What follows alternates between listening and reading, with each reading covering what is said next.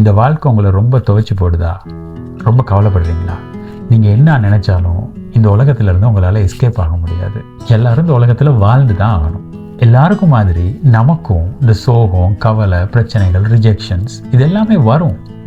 இப்போ நம்ம சில பேரை நினச்சிக்கிட்டு இருப்போம், இது நமக்கு மட்டும்தான் இப்படி, நமக்கு தான் நிறைய பிரச்சனை அப்படின்னு சொல்லிட்டு. ஆனால் இந்த உலகத்தில் நம்மளை விட நிறைய பேருக்கு எவ்வளோ பெரிய பெரிய பிரச்சனைலாம் இருக்குங்க. நம்ம யார்கிட்டையும் இதெல்லாம் டிஸ்கஸ் பண்ணுறது இல்லைல்ல, இல்லாட்டி உங்கள் பிரச்சனை என்னான்னு போய் நம்ம கேட்குறது இல்லை. அப்படி கேட்டமாக இருந்தால் நம்ம பிரச்சனையெல்லாம் ஒரு சின்ன ஜுஜுபி மேட்டர் அப்படின்னு சொல்லலாம். இயற்கை ஒரு நல்ல அழகான ஒரு விஷயம். அதை நம்ம பார்க்குறதும் இல்லை, அதை கண்டுக்கிறதும் இல்லை, அதை கடந்து போயிடுவோம்ல. இயற்கையை ரசிக்க தோங்கினாலே நம்ம கவலையில் பாதி இல்லாமல் போயிடும். இரவில் நட்சத்திரம், அந்த அழகான நிலா, அப்புறம் அந்த இருட்டு அமாவாசை, ரைட், அதில் தெரிகிற அந்த மரங்கள், ரைட், அந்த இருட்டில் அந்த மரங்கள் ஆடுற அந்த அழகு, இது எல்லாமே ஒரு பெரிய பெரிய அழகான விஷயங்கள்ங்க.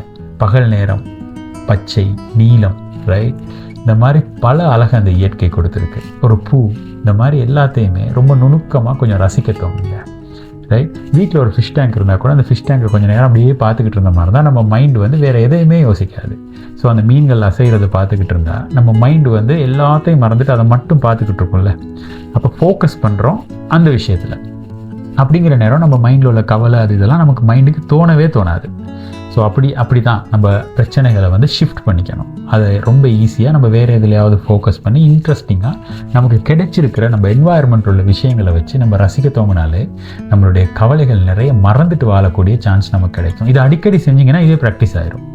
அப்போ நம்ம சும்மா போட்டு நம்மளை வருத்திக்காமல் நல்ல பல விஷயங்கள், நம்மளை சுற்றி உள்ள நிறைய நல்ல விஷயங்களை ஃபோக்கஸ் பண்ணி அதில் இன்ட்ரெஸ்ட்டை காட்டி நம்ம அதில் முனைப்பாக இருந்த மாதிரி இருந்தால் நம்ம கவலைகளில் பாதிக்கு மேலே குறைஞ்சிரும். இதோட ஒரு ஃப்ரெண்ட்ஷிப், சிரிப்பு, இது எல்லாத்தையும் சேர்த்துக்கங்க, இன்னும் அழகாக இருக்கும். உண்மையான சுதந்திரம் என்ன தெரியுமா?